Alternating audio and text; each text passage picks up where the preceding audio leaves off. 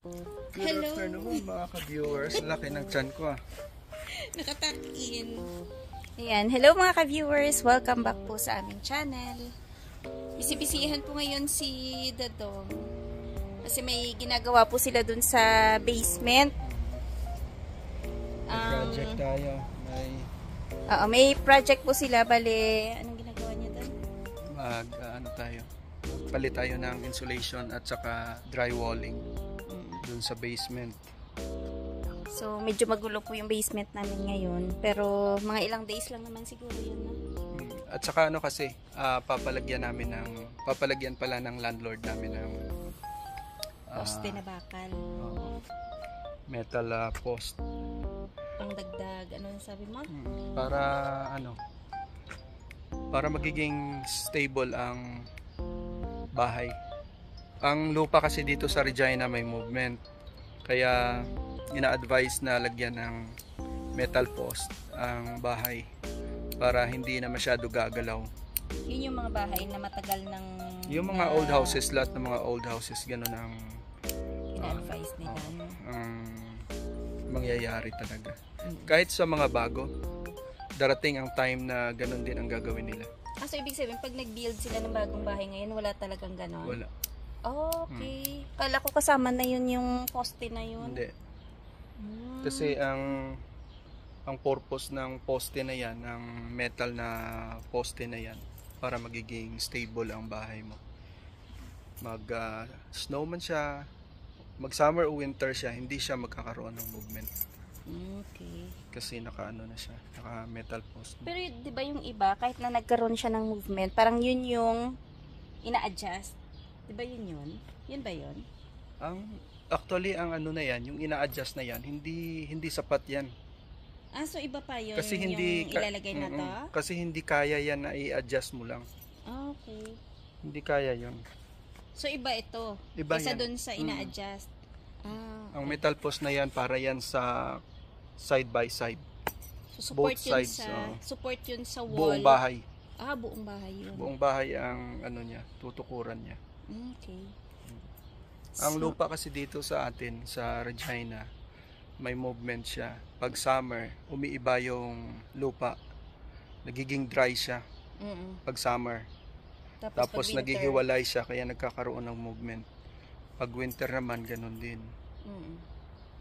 Parang maano mo yun, ma-check mo yun sa example sa mga pinto. Sa mga pinto kung mapapansin nyo, nagkakaroon siya ng up and down.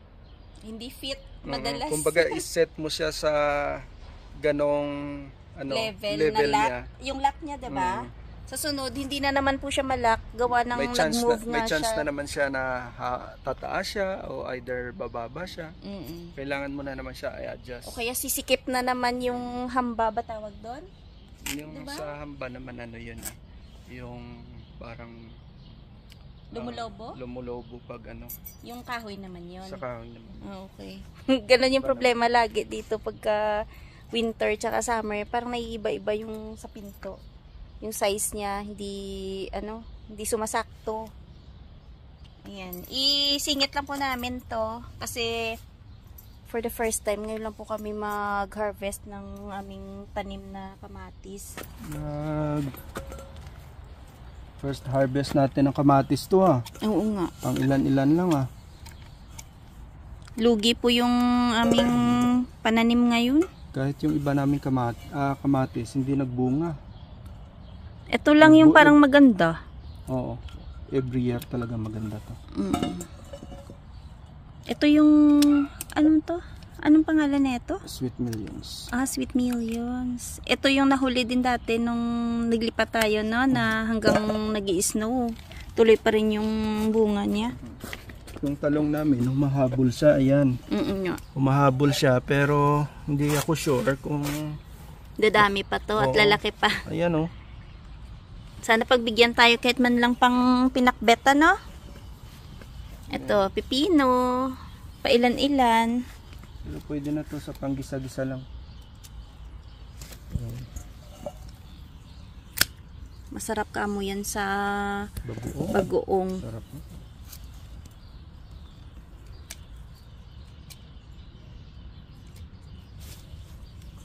Pwede na yun. Ito po yung kamatis namin na kibet. Kaso lang, ayan. Malalaki na siya, kaso lang hindi pa kibet ata to. Ito yung sabi ni Este na matamis. Ayan nga. Kibet. No?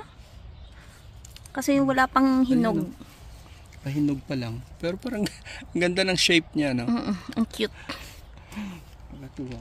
Para siyang Kakaiba. Bunutan nga natin to. Try mo nga. Ay, pwede na. Yung aming sibuyas. Ayan, yung onions namin, pwede na siya. Oo, kasi nadadry na, no? Harvest natin? Parang pwede na siya eh.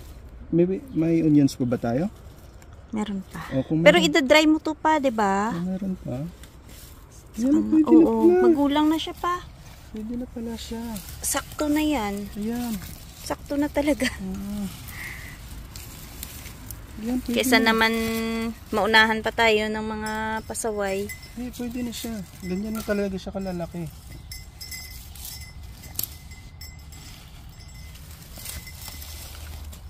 Yan, no? Pang isang gisahan lang, no? Ang cute nga eh. Yung bigay ni Mang Mael kasi ano yun, kulay pula. Ito naman, white onions to eh. White ba yan o yellow tawag? Parang yellow, no? Bunutin mo muna lahat.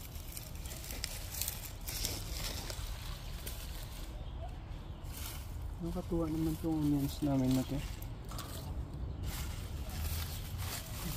Pwede na nga pala talaga. Ang liliit lang yan eh, no? Nung binili natin, diba? Ibunot ka na rin. Tsaka ito pa, tama na talaga pa. Kasi ayan, no? Dry na, oh. Sa siyang, May maliliit. May malalaki. Hindi nga ba ito shallots? Hindi. Diba? Ayan, maliliit na yung iba. Pero pwede na. Meron namang malalaki. Pero ang kagandahan nito, matagal yan masira. Pagka yung idadry mo siya, no? Ihahang.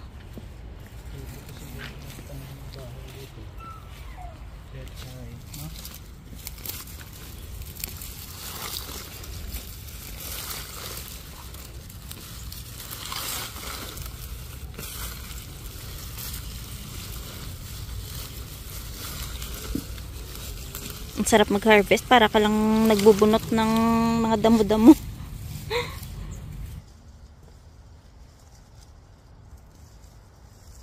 Ang liliit naman dito. Ang liliit.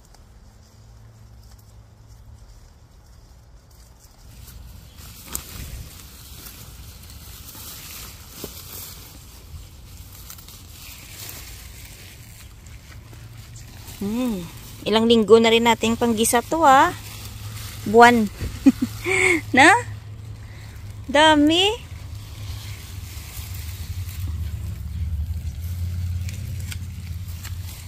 Cute. Ayan, ganyan gagawin niya. Tapos sasabit na lang niya yan sa kung saan dyan. Andyan na pa. Sa kahoy.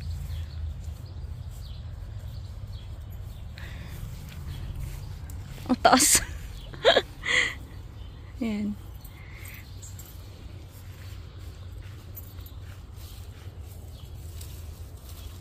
Siguro may 2 kilo din yan. Pwede na rin. Salagang $4 na Isang balot. isang balot. Naitanim mo ba lahat? Hindi, yung iba.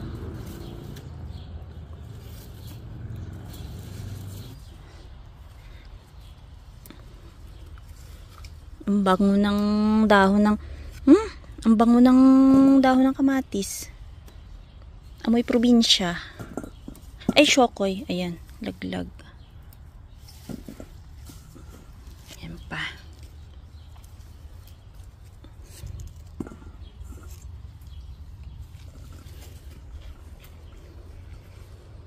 Ito naman, yung kamatis na to, ang daming mga dahon. Kakaunti naman yung bunga. Kibit lang yung ano, no? Medyo madami. Anong klase kaya to? Ba't parang nangingitim yung...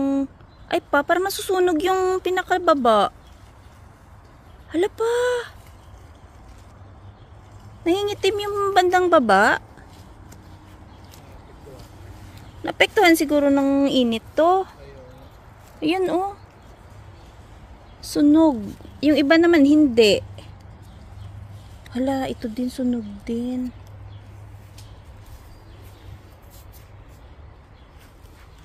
Kung saan-saan na lang isinabit. Apat na bungkus. Ayaw pa, no? Ayan pa, may isa na iwan.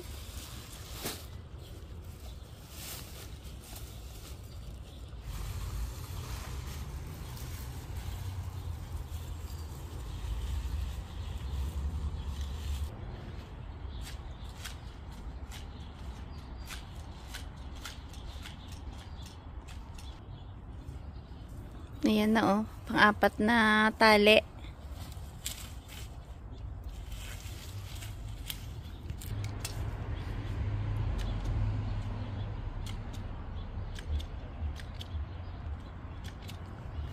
Madami na din. So yan na po yung harvest namin. Tsaka eto. Nung birthday ni Dadong, yun nga, nag-harvest kami nung beans. Pakita natin yung beans, kaya natin pa. May bunga. Meron pa. Yung pipino meron pa. Ayun, pipino. Nakailang harvest na kami dyan. Meron pa naman. Itong kalabasa, naku, hindi ko lang sure kung matutuloy yan. Kasi parang hindi na lumalaki eh. Parang natuyo din. Kasi nung nag-camping po kami, yun nga, naiwan siyang, parang ilang days lang na naman yun pa na hindi na diligan, ano? Tapos diba diniligan ni Insyong? Paano na-harvest kami? So, ayan siya, oh. Meron siyang bunga. Pailan-ilan hanggang doon sa taas. Ayan, oh. Ang daming nakasabit. Kaso lang pa, parang hindi siya nagdagdag ng branch niya, no? Yung, ano tawag doon? Yung runner niya. Oo. Wala masyado. Parang hindi umakyat ang mga runner niya. Oh, ito, oh. Naudlot yung paglaki ng iba. Ayan, oh, may pailan-ilan. Maliliit pa. Yung apple. Ayan, patuyo na yung mga apple namin. Ibig sabihin, wala. Pa-close na naman yung season nila. Yung rose mo, dapat ilagyan na ng stick yan. Po muna. Pagod. Maaga kasi siya. Bakit ka na naman maagang umuwi? Wala trabaho na? Dalawang door lang. Hawak mo muna yung ating harvest. Ganito ka lang dyan, background lang. Background ka lang. Yung mga sinishare po pala naming mga kwento dito ng mga kababayan natin na nagpuntahan sa Canada. Tapos, yung iba kasi, di ba, failed nga yung pagpunta nila dito bilang tourist. Usually kasi yung mga tourist talaga yung hindi naging successful yung paghahanap nila ng work. So, yun, sinishare lang namin para magkaroon lang din ng idea nga yung mga may balak pumunta dito. Tapos, pinapakita lang din na hindi nga ganun kadali yung magpunta ka dito na walang kasiguraduhan. Yung iba kasi, hindi ko alam kung nagbe-base lang sila dun sa ano lang, yung title lang ng ano namin, ng video. Sinasabi ng iba, mini-mislead daw namin yung mga viewers namin. Hindi siguro nila na pakikinggan or hindi nila napapanood kung ano yung kwento dun sa ano na yun, sa title na yun. Parang ang dating daw bakit daw panay negative yung review namin sa Canada. Hindi negative yan. Hindi negative nga kasi sinishare lang po namin kung ano po talaga yung naging experiences ng mga kababayan natin dito. Dati, oo, talagang successful talaga yung mga dumadating dito. Mostly successful, no? Talagang, ano talaga sila, yung nakukuha nila yung gusto nila na nakapaghanap agad ng work. Makapagtrabaho, madala ang pamilya. Kaya Pero nga. ngayon parang ang hirap ba? Yun nga sabi nung karamihan ngayon na nandito sa Canada, lalo yung mga matatagal na dito, ang Canada daw hindi na daw kagaya ng dati. Hindi na kagaya noon. Hindi na kagaya noon na punta ka dito, madali makahanap ng work. Tapos, kumbaga madali kang ma-PR. Pero sa ngayon daw, sobrang pahirapan. Kaya, yun nga, lagi namin sinasabi na bago kayo pumunta dito na especially mag-tourist ka, hindi talaga ganun kadali yung magiging sitwasyon mo. Maliban lang kung nag-tourist ka na ang nag-invite sa'yo, meron ng prospect na magiging employer mo, meron ka ng papasukan, yun, madali yun. Pero yung tipong magbaka sakali ka lang, makitira ka lang sa mga friends mo, yung mga ganon, naku, dapat talaga marami kang bala na babaunin. Kasi, syempre, hindi ganun kadali talaga yung pamumuhay dito. Mahirap talaga ngayon kasi nga, katulad lang sa nabanggit namin nung nakaraan, 3 sa mga hinire ng company namin hindi nakarating. Oo nga. Dahil Hindi nakarating, isipin mo hard sila as Lamia. May LMIA sila. Since na less ang work dyan sa company nyo. sa company namin, saka since na marami na rin kami, hindi sila natuloy sa pagpunta dito. Visa na lang ticket na lang ang inaantay. May visa na sila, di ba? Ticket na lang yung inaantay mo. Napurnada pa, di ba? So, ito nga, meron na naman akong i-share na isa na namang experience nung kababayan natin. Ito naman, nagsisi siya bakit siya nagpunta dito. Kasi, ang sabi niya, may maganda akong trabaho at komportable ang buhay ko sa Pinas. Mataas ang sahod. Ba't pa kasi ako umalis ng Pinas at napunta ng Canada? So, ang dating nagsisi siya bakit siya pumunta dito. Tapos, yun nga, ang rason, nahirapan daw siyang maghanap ng trabaho, tsaka nahirapan siyang makisama sa mga kasama niya sa bahay. Hindi lang nabanggit kung yun bang mga kasama niya sa bahay, pamilya niya, kaibigan niya, or mga kakilala niya. Baka hindi lang niya nabanggit dito sa sa pinost niya. Kaya yun ngang sinasabi ng iba na hindi nga madali dito yung pupunta ka lang, tapos halimbawa kakilala mo lang yung pupuntahan mo dito. Yun ngang magkapamilya minsan, 'di ba? Hindi pa rin, kumbaga parang nagkakaroon pa rin ng ng problema minsan. Syempre, ang unang diyan minsan yung makikisama ka. Tapos kung halimbawa financially pati sila hindi rin naman, 'di ba? Sapat yung nila, yung panggastos nila or yung pondo nila para kung halimbawa ikaw mismo na tourist ay hindi rin, kumbaga hindi rin yung pondo mo para itustos sa pang-araw-araw mo, 'di ba? Tourist ba siya? Tourist siya.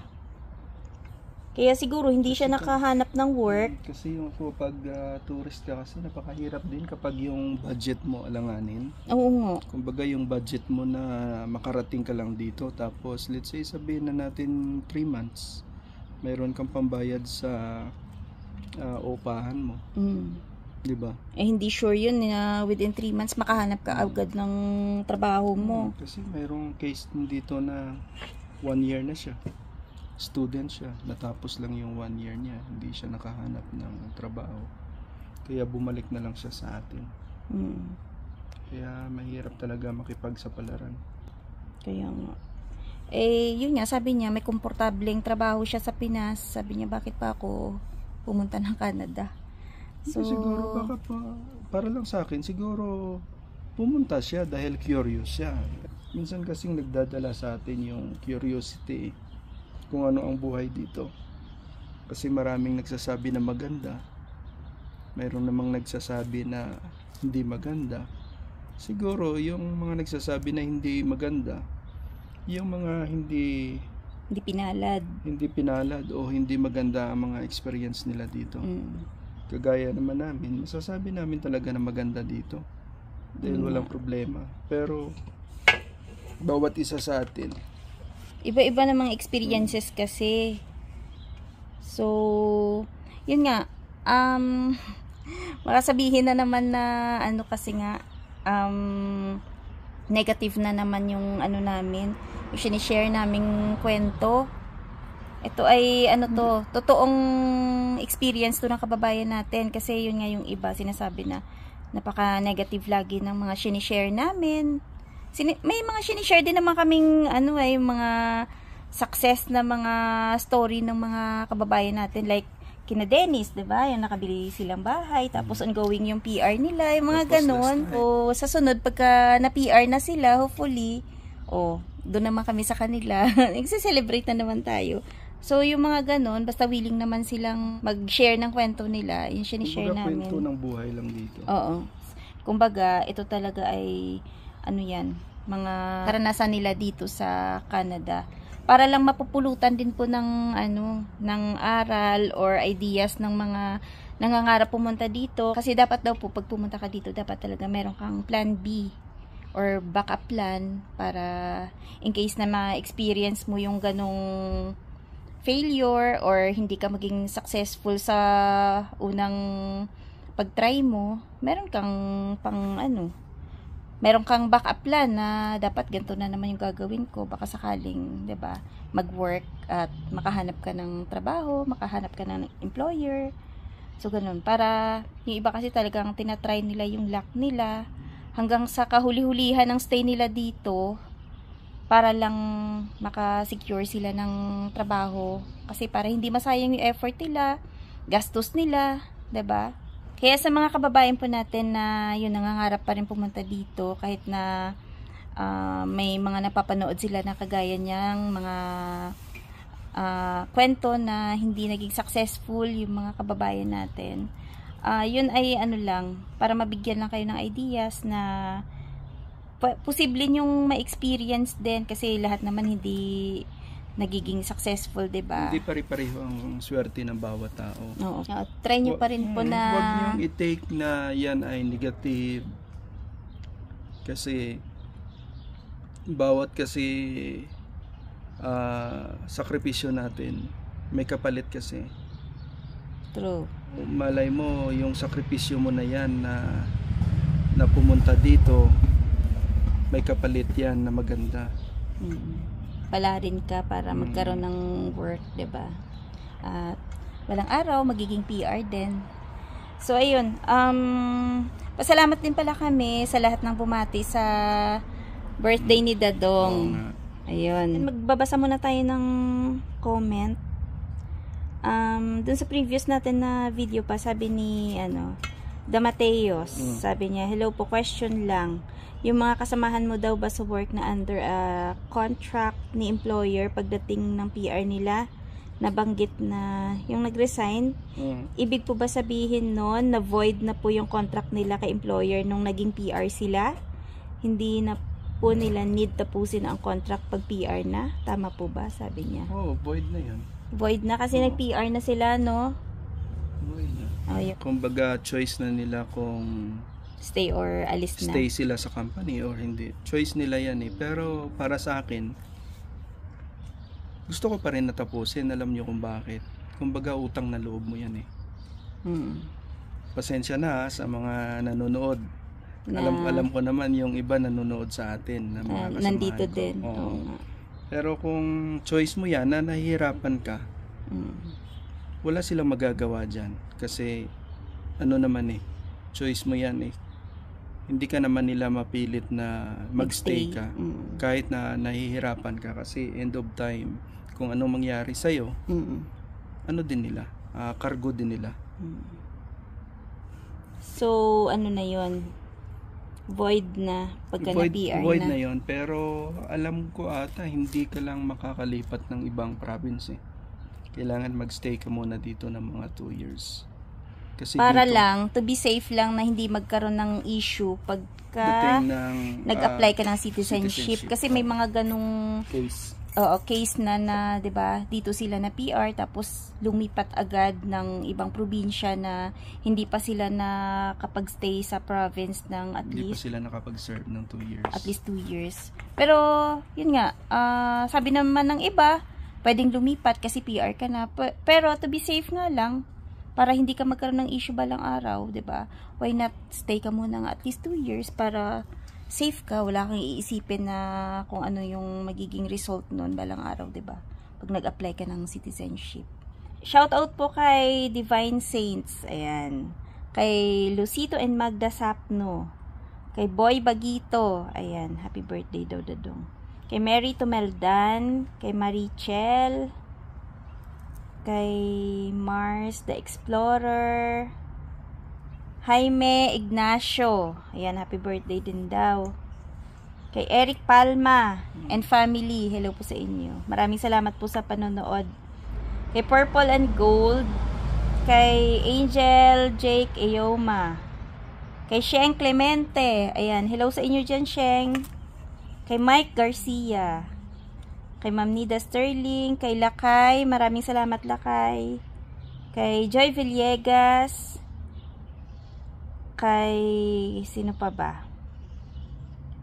Kay Henson Gadian, sabi niya taga-diin ka mo sa Canada, Ilonggo din. Yan, taga Regina po kami dito sa Saskatchewan. Thank you sa pag-subscribe, Henson Gadian. Ayan. Kay Julian Hermosa, ayan. Maraming salamat po sa palaging panonood sa mga videos namin, tsaka ayan, hanggang dito na lang po muna yung aming video for today. Maraming salamat at ingat-ingat. Bye-bye! Bye-bye, Dadong! Bye-bye mga ka-viewers!